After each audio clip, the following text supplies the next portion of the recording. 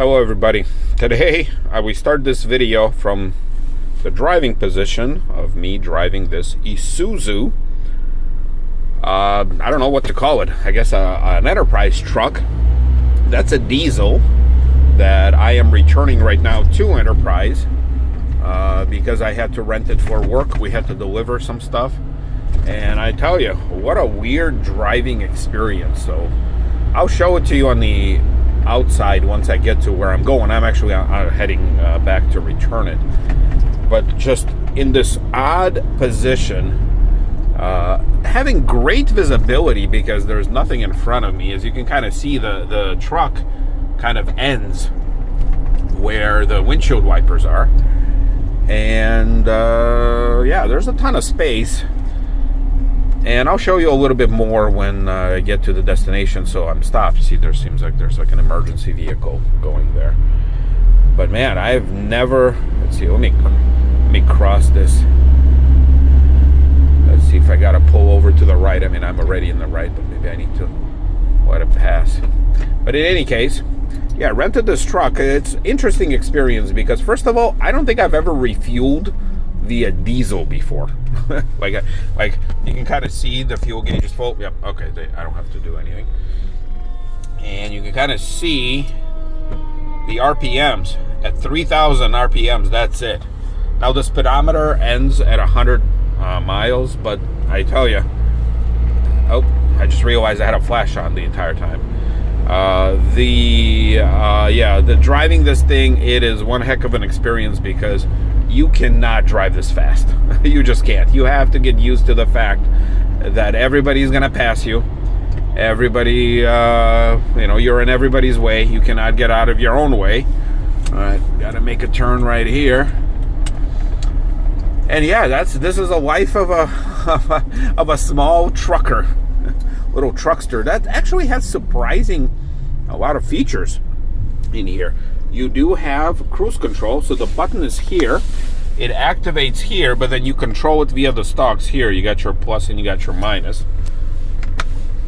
So that's one interesting feature you have. You have a display, which is it's just telling me you're getting 10.1 miles a gallon.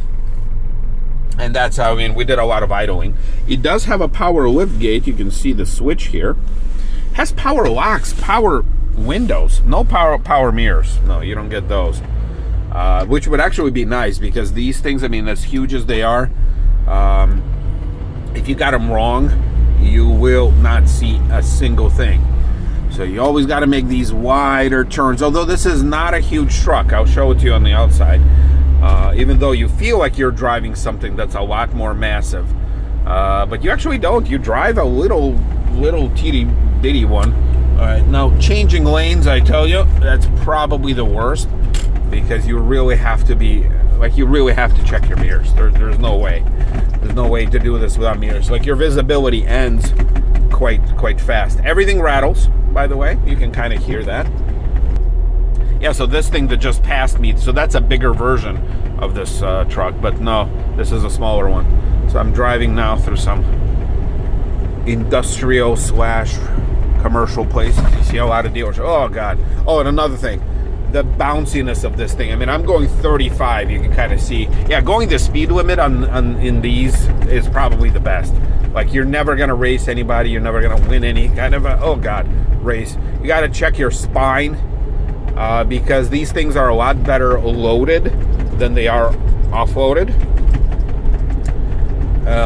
And we did have this thing quite full and it was much smoother ride. So now you can kind of see, like, this is not me shaking the camera. This is me just trying to hold it steady and and not doing a very good job because every little bump, every little divot, and you can kind of see, I'm a speed monster now. I'm going 40 and we're actually almost coming up to the Enterprise lot. So what I'll do is I will stop this. I'll get to where I'm going and then I'll show you the rest. All right, so now we're safely parked. You can kind of see they rent huge ones here. There's one on the left. There's a similar one to the right. So you can kind of see here. I don't know what these buttons do. I'll be honest with you, odometer and a fuel check. I don't know what that does. But it does have power locks, which I found interesting. You do have a rear, light. This thing is, so I drove 36 miles. This thing has only 23,525 miles. And then what I was kind of surprised for is this little display. So you got the fuel economy, you got the blue, the DEF fluid level. You do have, oh, it looks like it needs an oil change, like most rental cars do in the world. You got your voltage. Nobody ever bothers setting the date. Your hours meter, which is pretty cool, a dimmer thing, and then, yeah. So there's that. But as far as the rest of it goes, you do have traction control. I'm guessing this is your engine braking, but you know what? I pressed it. It beeps, but nothing happens. So I think it only works at speeds. And you can kind of see it does beep when you back up. So there's that. And then you do have this interesting radio that still has a CD player. And you can actually hook up. Oh, okay. So it's got a radio, but you can actually, let's see, how do I do this? FM, yeah, you can hook up your Bluetooth audio, or you can hook up probably your phone, because it does have a phone button. But I'll be honest with you, I don't know how that works. Oh, here, Bluetooth audio, connect, pairing. Oh, so this is how you would pair it to your phone. These things are pretty cryptic to me. I think they're for the CD player control, but in any case, you do have heat, you do have AC. Look at that. You have AC here. Cup holders that are pretty flimsy. Hazard switch. It still has a cigarette lighter, which I thought they stopped putting these in all new vehicles.